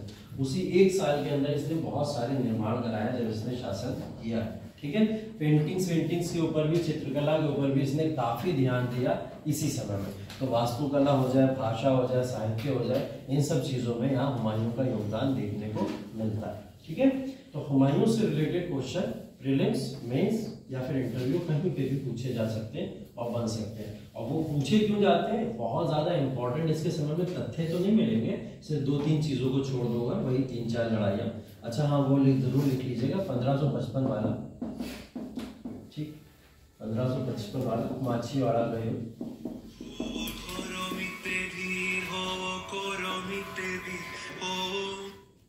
ठीक है, मच्छीवाड़ा का युद्ध।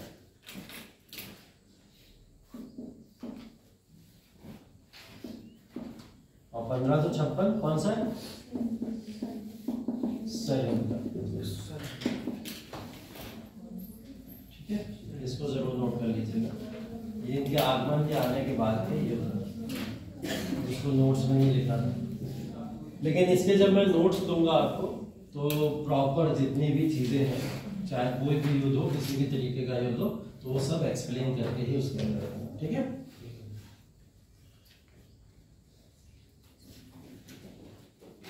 हो गया ये नोट। ठीक है, तो हुमायूं से रिलेटेड कुछ कहानियां यही है, फैक्चुअल चीजें बस याद रखिएगा इससे रिलेटेड, क्योंकि शेरशाह सूरी यहाँ पे आया शासन करने के लिए, तो शेरशाह सूरी के बारे में भी पता होना बहुत ज्यादा जरूरी है। सूरवंश जो यहाँ पे स्थापित हुआ, क्योंकि हुमायूं से ज्यादा इंपॉर्टेंट यहाँ पे शेरशाह सूरी हो जाता है इस पूरे समय काल के लिए। ठीक है, 15 साल जो वैकेंट रही है मुगल एम्पायर की सीट, उसको सूरवंश ने यहाँ पे शासित किया था। और ये 15 साल के अंदर उन्होंने जो अपना प्रशासन भारत पर लागू किया, वो प्रशासन आगे चल के अकबर ने अपने यहाँ यूज किया।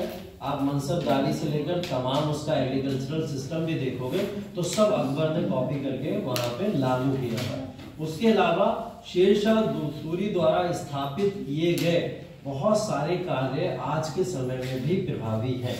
जैसे उसका एक प्रोजेक्ट चलता था जो रोड्स को बनाने का होता था, ग्रैंड ट्रंक रोड जिसका सबसे बड़ा एग्जाम्पल है, जीटी रोड जिसको बोलते हैं। तो इस तरीके के निर्माण के लिए बहुत पॉपुलर था वो, जिसको आज के समय में उसी तरीके से आज भी बनाया जाता है, ऐसा अभी भी होता है। ठीक है, तो ये सब चीजें जो है बेसिकली इसी से रिलेटेड है। ठीक, तो शेरशाह सूरी के बारे में पढ़ने से पहले थोड़ा सा कोहिनूर के बारे में बता दो, बहुत दिन से कह रहे हैं, कौन बताया पीछे वाला कौन? देखो सोनू शर्मा तुम्हारा नाम आ रहा है। कोहिनूर कौन आया तैयार करके? सैटरडे बोला था ना कि सब खुद ही बोले थे मुझसे कि सर सैटरडे को पूछ लीजिएगा, सैटरडे को बता देंगे।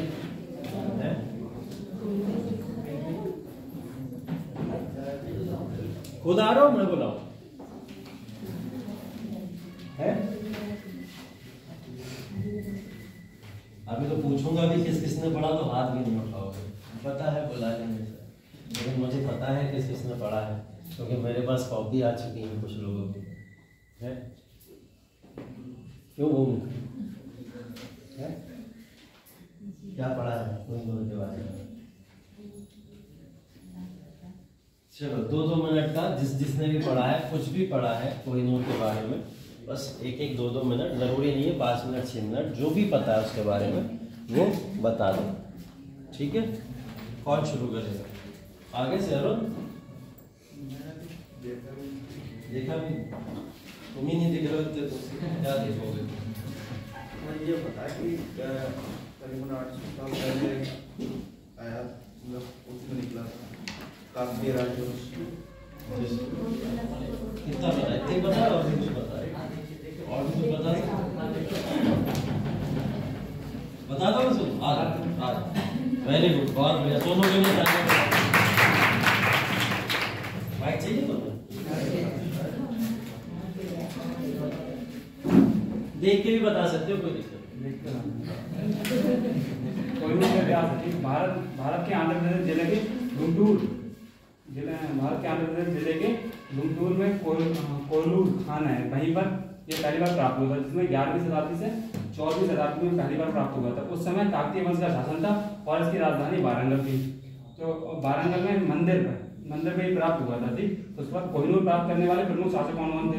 अलाउद्दीन खिलजी थे, जो वारंगल में मलिक काफूर द्वारा अलाउद्दीन ने सेनापति प्रमुख का वारंगल से चढ़ाई करते समय ये प्राप्त हुआ था, ठीक। उसके बाद बाबर के पास आया था ये 1526 ईस्वी में पानीपत के युद्ध के कारण, और ये युद्ध बाबर और इब्राहिम लोदी के बीच हुआ था, ठीक।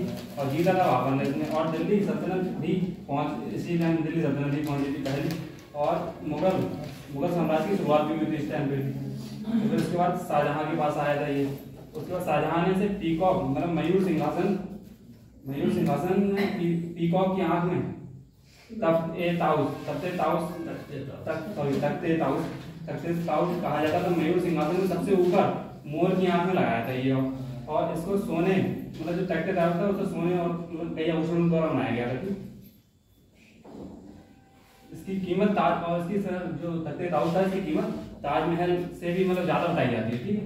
इसके बाद मोहम्मद शाह के पास आया था, औरंगजेब का परपोता था, ठीक है। पहली बार भारत क्षेत्र से पहली बार ये दूर गया था, ठीक। कोहिनूर। इसके बाद में नादिर शाह के पास आया 1739 ईस्वी में। कुछ लोगों का कहना है कि तख्ते ताउस को भी ये अपने साथ में ले आया था, ठीक। और नादिर के समय पर किताब, जो नादिर के टाइम पे एक किताब लिखी गई थी, ठीक। उसमें बताया गया कि मोहम्मद शाह को नादिर शाह ने हराया था युद्ध के दौरान, और ये दोनों आपस में बैठकर बातचीत मतलब कर रहे थे कि जो नादिर शाह था उसने एक कहानी वाले टाइम में बताई थी, जो उसे पता था कि उसके सिंहासन में मतलब उसने अपनी पगड़ी में बर्फ रखा था कोई, ठीक। तो उसने एक कहानी के तौर पर बताया था कि उन्होंने सोचा कि आपस में जैसे मिलकर बैठ के बातचीत करेंगे, तो उसमें कहानी मतलब उसमें जो पगड़ी थी चेंज करते हैं एक दूसरे से। उसने इस तरीके से रणनीति बनाई क्योंकि उसे पता था कि ये कोहिनूर कहाँ पे है, ठीक। उसने पगड़ी से चेंज करी, ठीक। उसने पहली बार उस टाइम देखा था नादिर शाह ने इस पगड़ी में ही, तो उसने बोला था कोहे ए नूर, मतलब उसकी चमक इतनी अधिक थी, तो उसने पहली बार कहा था कोहे ए नूर। तो उसी टाइम इसका नाम पड़ा था, ठीक। और इसके बाद कोहिनूर का इसका मतलब होता है रोशनी का पहाड़। कोहिनूर का अर्थ होता है रोशनी का पहाड़, ये फारसी शब्द है, ठीक है। कोहिनूर का नाम अभी तक कोहिनूर नहीं पड़ा था, ठीक। जब तक नादिर शाह ने ये नहीं कहा था सर, उसी टाइम नादिर शाह के टाइम पे ये कोहिनूर नाम पड़ा था, ठीक। तो कोहिनूर का पहला आधिकारिक जिक्र देखा जाए तो 1750 ईस्वी में फारसी इतिहासकार मोहम्मद मालवी के नादिर शाह के भारत में मतलब वर्णन की बात करते हैं, ठीक। उसके बाद शाह शुजा दुर्रानी को अपना शासन चलाने के लिए एवं अपने आप को बचाने के लिए महाराजा रणजीत सिंह की शरण में पहुंचा था पंजाब पहली बार 1813 ईस्वी में। और फिर इसी टाइम में कोहिनूर पहुंच गया था। जो रणजीत सिंह थे वो शेर पंजाब कहा जाता उस टाइम में। तो शाहजहां दुर्रानी की मदद की शासन वापस ले लिया था, और बदले में शाहजहां ने वर्ष 1813 में कोहिनूर सौंप दिया रणजीत सिंह तो। और यह किसने सौंपा था? ना जी, शाहजहां ने इसे रणजीत सिंह को रणजीत सिंह को सौंप दिया, ठीक है। 1813 ईस्वी में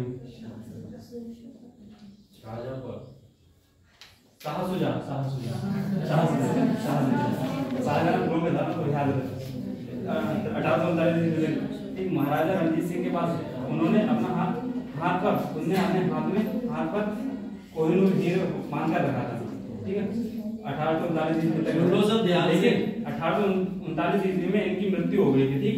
परिस्थितियां बिगड़ने के कारण जो पंजाब का शासन था वो कमजोर होने लगा और 1849 ईस्वी में अगले सिख युद्ध हुआ था सेकंड समाप्त हो गया था। और एक संधि होती है लाहौर की संधि। लाहौर की संधि के अंतर्गत कहा जाता है कि ईस्ट इंडिया कंपनी ने जो रणजीत सिंह के पुत्र दलीप सिंह, जिनकी उम्र उस वक्त बहुत कम थी, उनके माध्यम से कोहिनूर हीरे को प्राप्त कर लिया। ठीक, गवर्नर जनरल इस टाइम लॉर्ड एलहौजी उस समय थे। ठीक, लॉर्ड एलहौजी उस समय गवर्नर जनरल थी। तो इनका पर्सनल इंटरेस्ट था कि ये ईस्ट इंडिया के माध्यम से ब्रिटिश राज परिवार तक कोहिनूर को पहुंचाया जाए। ठीक, और यह हो सकता है कि इसी के बाद ही 1849 ईस्वी के बाद ही ईस्ट इंडिया कंपनी के पास इनका मैंने कहना था कि ईस्ट इंडिया कंपनी के पास ही पहुंचाया जाए। ठीक, तो उसके बाद 1952 में हीरे को और बेहतर मतलब चमकने की कोशिश कराने की और उसकी चमक बढ़ाई जाने के लिए इनने प्रयास किया था। ठीक है, इस वजह से 1886 कैरेट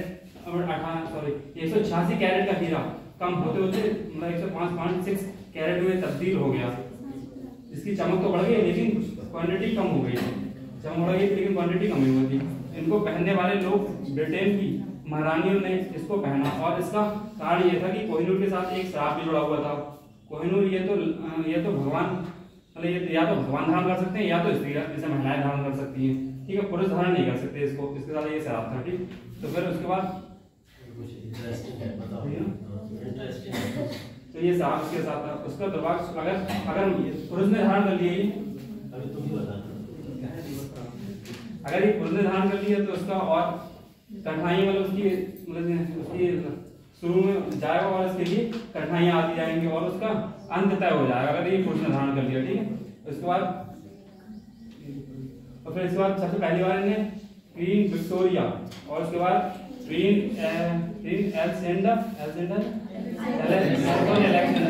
अलेक्जेंडर, क्वीन मैरी, फिर क्वीन एलिजाबेथ सेकंड। इसने 70 साल सर्वाधिक है, इससे ज्यादा तक रखा इन्हें अपना। इनका निधन हो गया था। ठीक, वर्तमान में ब्रिटेन को राजा मतलब बनाया जा रहा था किंग चार्ल्स III को, क्योंकि इनकी पत्नी कैमिला रानी को ही अगली ताजपोशी में ये दिया जाएगा। ठीक है, हर वक्त रानी धारण करके नहीं रखती थी इसको, हर वक्त रानी धारण नहीं रखती थी। इसके बाद सवाल का रखा जाता था इसे टावर ऑफ द लंदन में, यूके में, वर्तमान में यूके में ही होता है। ठीक है, कोहिनूर पर जगन्नाथ सेना का दबाव था तो महाराजा रणजीत सिंह ने अपने मरने से पहले वसीयत तैयार कराई। उस वसीयत में कहा वे जगन्नाथ मंदिर में कोहिनूर को देना चाहते हैं।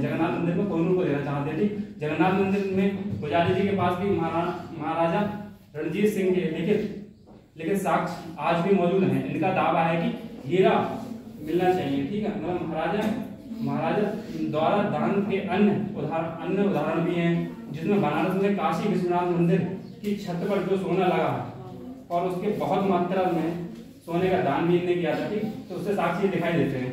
तो उसके बाद उनकी वसीयत में सच्चाई महसूस होती है कि ये कोहिनूर मतलब इन्हीं की बात सुनते हैं। भारत के फिर वापस इस टाइम भारत को वापस मिल सकता है कोहिनूर, इसमें चर्चा चल रही है। ठीक है, तो 2016 में सुप्रीम कोर्ट ने याचिका लगाई। उस याचिका के बदले जवाब दिया कि जो कोहिनूर को भारत से लूटा नहीं बल्कि संधि के माध्यम से प्राप्त किया गया, इसलिए यह दावा हम नहीं कर सकते कि उन्होंने हमसे जबरदस्ती कोहिनूर लिया है।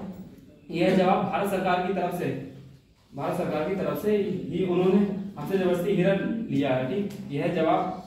और फिर उसके बाद भारत सरकार ने दोबारा अपनी बात रखी ASI के माध्यम से। के माध्यम से और उन्होंने कहा यह बात तो सही है, लाहौर की संधि के माध्यम से अंग्रेजों ने हमसे हीरा प्राप्त किया था, लेकिन नैतिकता की बात करें तो वह हीरा हमारे पास ही होना चाहिए था, क्योंकि दलीप सिंह की उम्र जो रणजीत सिंह के पुत्र थे उनकी बहुत कम थी, मतलब उस वक्त लगभग 10 वर्ष थी। ठीक है, 10 वर्ष से भी कम भी। ठीक, उन्होंने अंदाजा नहीं था कि फैसला किस प्रकार लेना चाहिए और उन्हें किस बात पर सहमति व्यक्त करनी चाहिए। ठीक है, इस पर यह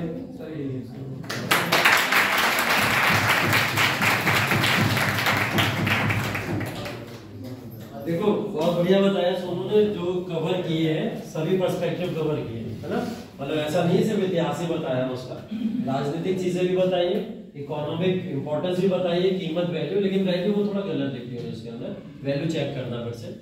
तो उसके बारे में इन्होंने सब बताया, सारी चीजें बताई, और आज के समय में प्रेजेंट टाइम में स्थिति क्या होनी चाहिए उस भी चीज को डिलीवर किया है, बढ़िया तरीके से डिलीवर किया है। बस थोड़ा डिलीवरेंस में कॉन्फिडेंस रखो, उसकी थोड़ी सी शॉर्टेज है, अगर उसको रखोगे बढ़ा लोगे तो बहुत अच्छा है, ठीक है।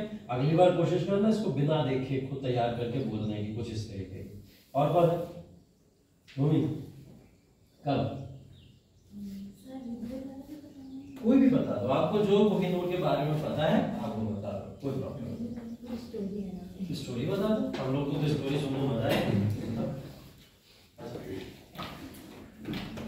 भूमि के लिए भी ताकि बता दो।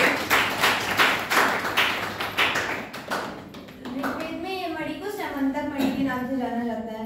कहा जाता है ये मणि दिन में 8 बार सोना उगलती थी, और जहाँ रहती थी वहाँ दुर्भिक्ष, महामारी, ग्रह पीड़ा इन सब का प्रवेश नहीं होता था।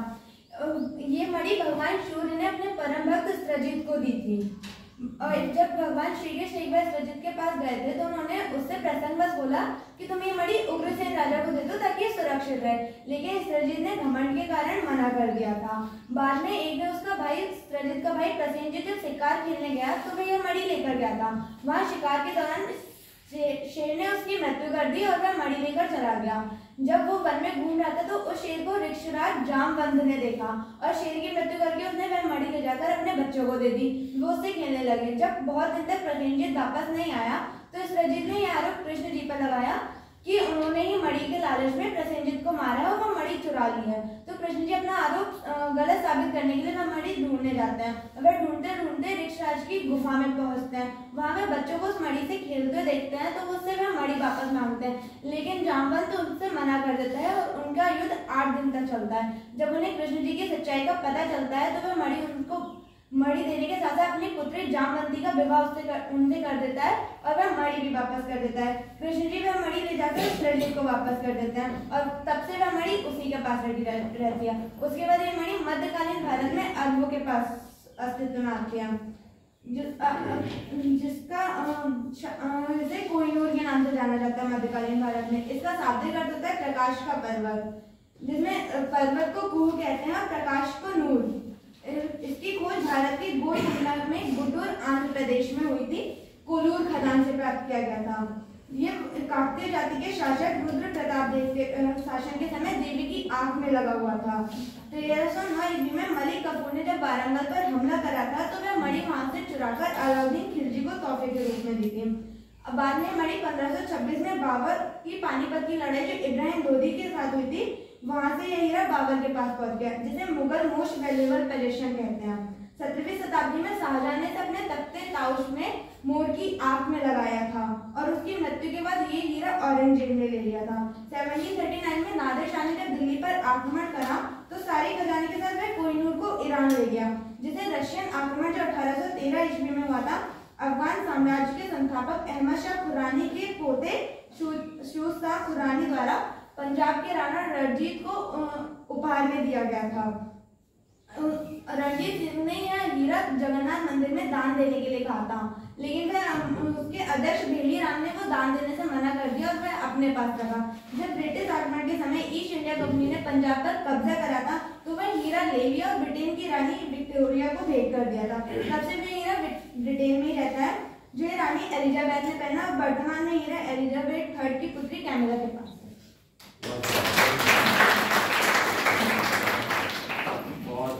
कॉन्फिडेंस A1 लेवल, बहुत बढ़िया। और पर्सपेक्टिव भी थे सारे, बस पॉलिटिकल पर्सपेक्टिव जो आज का है उसको थोड़ा सा और ऐड कर लोगे, जो कि सोनू ने ऐड किया था वो भी इसमें ऐड हो जाएगा तो बहुत अच्छा रहेगा। बहुत बढ़िया तरीके से डिलीवर किया। और कौन प्रिपेयर किया? अच्छा, मुझे शीट किसने दी थी? हाथ तो उठा दो एक बार, चेक कर दो। दी थी ना? तैयार नहीं है दे तो थोड़ा सा बोलो प्याज।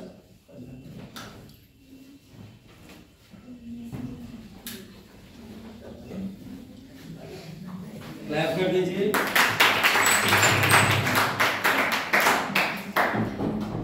कोहिनूर हीरा दुनिया का सबसे मशहूर और बेशकीमती हीरा है। ये अभी टावर ऑफ लंदन में सुरक्षित रखा है। मूल रूप से ये भारत के राज्य आंध्र प्रदेश के गुंटूर जिले के कोल्लूर खान से निकाला गया था। इसके बाद ये काकतीय राजवंश के राजा रुद्र प्रताप के पास रहा। अलाउद्दीन खिलजी के कमांडर मलिक काफूर ने जब दक्षिण भारत पर आक्रमण किया था तब उन्होंने ये एक मंदिर से प्राप्त किया था, जो कि काकतीय राजवंश की कुल देवी थी भद्रावती, उनकी बागेश्वर में लगा हुआ था। उसके बाद ये हीरा अलाउद्दीन खिलजी को मलिक काफूर ने दे दिया था। उसके बाद ये दिल्ली सुल्तान के पास ही रहा। फिर मुगल शासक बाबर से होते हुए ये हीरा शाहजहाँ के पास आया। शाहजहाँ ने इसे तख्ते ताऊस में मैओर, जिसे मैओर सिंहासन भी बोला जाता है, उसकी तख्ते ताऊस की मैओर की आँख में लगवाया था।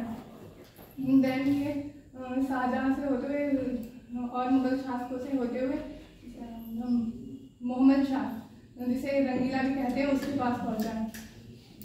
मोहम्मद शाह के समय ही नादिर शाह, जो एक अफगान आक्रमणकारी था, उसने दिल्ली पर आक्रमण किया और ये हीरा प्राप्त किया। उसके बाद ये हीरा नादिर शाह के पास ही रहा। 1742 में नादिर शाह की मृत्यु हो गई। उसके पश्चात ये हीरा उसके वंशज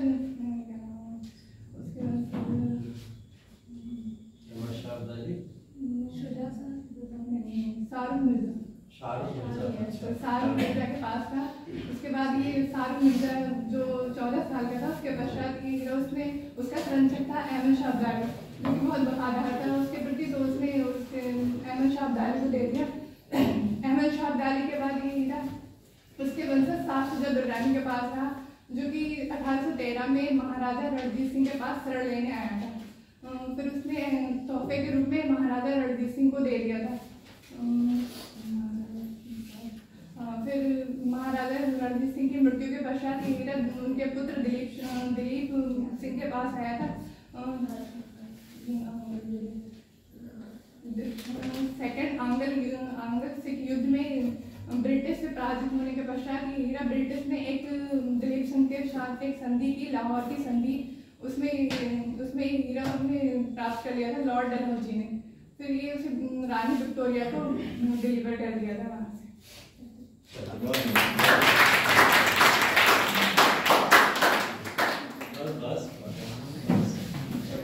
बहुत अच्छा, डिलीवरेंस बहुत बढ़िया था। अच्छा था, और अच्छी बात ये थी कि बनाने से बोला था, ठीक है। अरे वाह, बहुत अच्छा।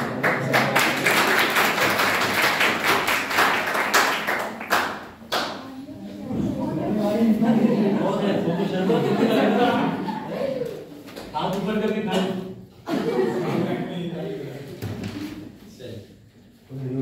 इसके बारे में बात करेंगे। कोहिनूर हीरा करीब आज से पहले इंट्रोड्यूस कर दो अपने आप को। नाम मोहम्मद जावेद, सबको पता है ठीक है। इंट्रोड्यूस कर दो। कोहिनूर हीरा करीब 800 साल पहले आंध्र प्रदेश के गुंटूर जिला स्थित गोलकुंडा की खान से निकाला गया था। तब इसे दुनिया का सबसे बड़ा हीरा माना जाता था और इसका कुल वजन 186 कैरेट या कहीं 793 कैरेट थी। हालांकि इसके बाद इस हीरे को कई बार तराशा गया और इसका मूल रूप से कैरेट 105.6 है, जिसका कुल वजन करीब 21.12 ग्राम रह गया है। हालांकि अब भी ये दुनिया का सबसे बड़ा तराशा हीरा है। कहा जाता है कि जमीन से सिर्फ 13 फीट की गहराई पर यह हीरा मिला था। अब हम इसकी बात करेंगे कोहिनूर हीरे की कीमत कितनी है। वैसे तो इसका अंदाज़ा लगाना मुश्किल है, क्योंकि कभी इसकी ऑफिशियल तौर पर इसकी कीमत का खुलासा नहीं किया, क्योंकि इसे कभी बेचा नहीं गया न खरीदा गया। हालांकि हमारी के तौर पर इसे हीरे का आंकलन $1 अरब 8,000 करोड़ रुपए मापा गया है। अब हम बात करेंगे कि इस हीरे का पहला मालिक कौन था। जब गोलकुंडा की खान से हीरा निकाला था तो इस हीरे का पहला मालिक काकतीय राजवंश था। काकतीय राजवंश ने हीरे को अपनी कुल देवी भद्रकाली की बाईं आंख में लगाया था। 14वीं शताब्दी में अलाउद्दीन खिलजी ने इसे काकतीय वंश से लूट लिया था। उसके बाद पानीपत के युद्ध में बाबर ने आगरा और दिल्ली को जीतकर इस हीरे को हत्या किया था। अब हम बात करेंगे कि इसका नामकरण कैसे हुआ था। ईरानी शासक जो नादिर शाह थे, उन्होंने 1738 ईस्वी में मुगलों पर आक्रमण किया और उन्हें हराया। और 13वें मुगल शासक उस समय अहमद शाह से उन्होंने छीन लिया था। उसके बाद में वो यहाँ से ले गए। उन्होंने मुगलों से मेवाड़ तख्त भी छीन लिया था और माना जाता है कि नादिर शाह ने इस हीरे को मेवाड़ तख्त में जड़वा दिया था। नादिर शाह ने इस हीरे को कोहिनूर का नाम दिया था जिसका मतलब होता है रोशनी का पहाड़। नादिर शाह के दरबारी थे जिनका नाम था कासिम मारवी। उन्होंने इस हीरे के बारे में कहा था कि अगर कोई ताकतवर आदमी चारों दिशाओं में और ऊपर की ओर पत्थर फेंके और जहाँ जहाँ पत्थर गिरे उस पूरे दायरे को सोने से भर दिया जाए तो भी इसकी कीमत कोहिनूर के बराबर नहीं हो सकती है। अब हम बात करेंगे कि कोहिनूर हीरा भारत कैसे आया। फिर से दोबारा बढ़कर जब नादिर शाह की मृत्यु हो जाती है तो उनके पोते जिनका नाम था शहर मिर्जा, उन्हें कोहिनूर हीरा मिला था, जिन्होंने अफगान शासक थे अहमद शाह दुर्रानी उनकी मदद से खुश होकर उन्हें तोहफे में कोहिनूर हीरा दे दिया था। दुर्रानी के पोता थे सूजा शाह, इसे अपने सिख शासक महाराजा रणजीत ने इसे उनसे छीन लिया था और एक बार फिर कोहिनूर भारत में आ गया था। हालांकि रणजीत सिंह ने सूजा को 1.25 लाख रुपए दिए थे। फिर ये महारानी विक्टोरिया तक कैसे पहुंचा था। अंग्रेज और सिखों के बीच पहला युद्ध हुआ था। उस युद्ध में गुलाब सिंह को जम्मू कश्मीर का पहला राजा नियुक्त किया गया। 29 मार्च 1849 ईस्वी को सिखों और अंग्रेजों के बीच दूसरा युद्ध हुआ था और सिखों का शासन खत्म हो गया। महाराजा की अन्य संपत्तियों के साथ कोहिनूर का हीरा भी क्वीन विक्टोरिया को सौंप दिया गया। फिर इसे 1850 ईस्वी में बकिंगटन पैलेस में जाकर महारानी विक्टोरिया के सामने पेश किया गया और डच फर्म जिनका नाम था फोस्टर, उन्होंने 38 दिनों तक इस हीरे को तराशा फिर रानी के ताज में जड़ दिया था। फिर वहां से भारत लाने के रास्ते पे यहाँ प्रेजेंट टाइम में अगर हम कोशिश करें तो 1947 ईस्वी में जब हमारा देश आज़ाद हुआ उसके बाद से भारत इस हीरे पर अपना दावा करता रहा और ब्रिटेन से इसे वापस मांग रहा है। भारत नहीं बल्कि पाकिस्तान, अफगानिस्तान और तालिबान भी अपना दावा कर रहे हैं। सन 2000 में भारत संसद ने कोहिनूर वापस लाने की कोशिश की, जिस पर अंग्रेज अधिकारियों ने ये कहा था कि इस हीरे पर कई लोग अपना दावा कर रहे हैं, ऐसे में इसके असली मालिक की पहचान करना संभव नहीं है, लिहाजा इसे ब्रिटेन में ही रखा जाए। ब्रिटेन यही भी दावा करता है कि उसने कानूनी तौर पर इस हीरे को हासिल किया है। लाहौर की आखिरी संधि में इसे अंग्रेजों को सौंपे जाने का जिक्र है। फिलहाल मोदी सरकार भी इसे लाने की पूरी कोशिश कर रही है।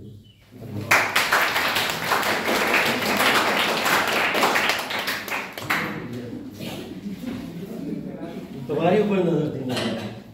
बहुत बढ़िया, जावेद ने अच्छा बोला और अगेन फिर इन्होंने भी सारे पर्सपेक्टिव को कवर किया है ना। देखो इतनी देर सुन के कोहिनूर तो रट गया होगा, है ना। जिसको नहीं, जो पढ़ के भी नहीं आया होगा उसको भी पता ही होगा कि कोहिनूर का इतिहास क्या है, कहाँ से आया कोहिनूर। और हाँ, काफी लंबा इतिहास, मतलब एंशिएंट से लेके आप मॉडर्न तक, मॉडर्न नहीं पोस्ट मॉडर्न तक पढ़ रहा है, ठीक है, लगातार। और थोड़ा सा लेकिन जब देखा नाम ही कोहिनूर है तो पॉपुलर है इसी वजह से। और ये बात बड़ी अच्छी बोली उन्होंने, जैसे काजिम ने ये बात बोली भी थी कि अगर उसको गिरा के छिड़क दिया जाए चारों तरफ तो उसकी कीमत ऐसी है कि तमाम सोना इकट्ठा कर लो, उसके बाद में भी आप उसकी कीमत नहीं चुका सकते।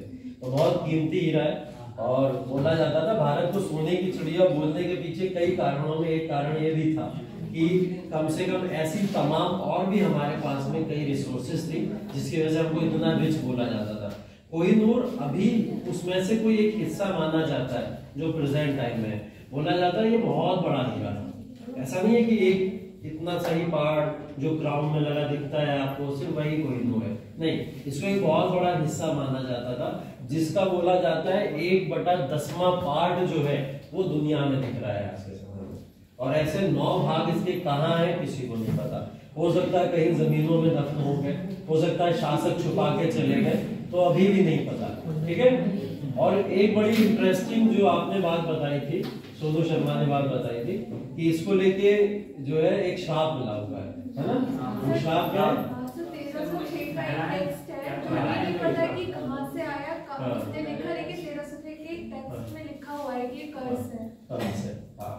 तो ये कर्ज वाली बात जो है आगे चल के क्या किसी मेल शासक ने इसको नहीं लिया? रणजीत सिंह ने भी रखा अपने पास, बाद में तख्ते ताउस में भी हमें बहुत समय तक देखने को मिला, वहां पे भी रखा है ना। और वहां पे रूलर भी बैठे, ऐसा नहीं है कि और मेल रूलर ही बैठे, ऐसा नहीं है, ठीक है। तो लोगों ने ये अफवाह उड़ाई कि वो लोग फेंकना थे जब तो उनका साम्राज्य खत्म ही हो रहा। एग्जैक्टली, मैं यही कहना चाह रहा हूँ कि हो सकता है इस बात को ऐसे पॉपुलर किया गया है कि जिससे ये हीरा दूसरे लोगों के हाथ में ना जाए, है ना। तो इस वजह से इसको किया गया, कीमत की वजह से, उसकी कीमती होने की वजह से चीज। इसमें स्टोरी से ये भी तो लग रहा है कि जैसे रानी भद्रा इंदिरावती के पास रहा, विक्टोरिया के पास है, तो लंबे समय तक इनके पास रहा। बाकी जितने राजाओं के पास था, एक पीढ़ी हुआ दूसरे के पास चला गया, दूसरे के पास, उनके पास ठहरे भी नहीं। हाँ कह सकते हो, लेकिन ऐसा नहीं है कि रहा ही नहीं, रहा तो काफी समय तक, खत्ते ताउस तो बहुत समय तक रुका, ऐसा नहीं है, लेकिन रुका। हाँ ये कर्ज की तरह चला और पॉपुलर भी हुआ, लोगों ने ऐसा कहा भी, और ये बात काफी पॉपुलर हुई कि कोहिनूर का हीरा जो लेगा उसके साथ श्राप है, पहले बार मेल में नहीं जाएगा तो उसका शासन चला जाएगा, ऐसा लेके कर्ज भी होता था। ठीक है, तो कोहिनूर को लेके स्टडी अच्छी की आप लोगों ने। ऐसे करके मैं छोटे छोटे टॉपिक्स कुछ देता रहूंगा हमेशा आप लोगों को। आज कुछ लोगों को मौका मिला था, अगली बार दूसरे कुछ लोगों को मौका मिलेगा, वो लोग भी ध्यान रखिएगा। तो सभी को ये मौका मिलना चाहिए, इवन आप लोग को अपॉर्चुनिटी खुद ही ग्रैब करनी चाहिए और आके यहाँ पे खुद को प्रेजेंट करना चाहिए, है ना। तो इससे क्या होता है, खुद का कॉन्फिडेंस खुद ही बिल्ड करते हैं आप लोग। तो ये सब चीजें साथ साथ में चलती रहेंगी। अभी टॉपिक हम लोग का इसके बाद में आने वाला है हुमायूं के बाद में शेरशाह सूरी का। ठीक है, शेरशाह सूरी के प्रशासन वगैरह के ऊपर बात करेंगे और शेरशाह सूरी के ऊपर भी बात करेंगे, इनके तमाम इतिहास को लेकर बात करेंगे। शेरशाह के बाद में अकबर की बात आती है। अकबर के अंदर एक टॉपिक पढ़ोगे, जब नौरत्नों में हम लोग चलेंगे तो नौरत्नों के अंदर हम लोग बीरबल को सबसे इंपॉर्टेंट पढ़ते हैं। ठीक है, तो मैं बीरबल आपको दे रहा हूँ एज अ सिनॉप्सिस वर्क। ठीक है, और बीरबल का जो टॉपिक होगा वो टॉपिक चाहे आप लोग उसकी स्टोरीज के फॉर्म में बताइए, चाहे अकबर के संबंध के साथ उसके संबंध कैसे थे, चाहे ऐसा बताइए कितना हाजिर जवाब या कितना कुशल व्यक्ति था वो, जिसने अकबर के पूरे साम्राज्य को कहां तक पहुंचा दिया। तो बीरबल के बारे में स्टडी करनी है थोड़ी सी। अगला टॉपिक यही होगा।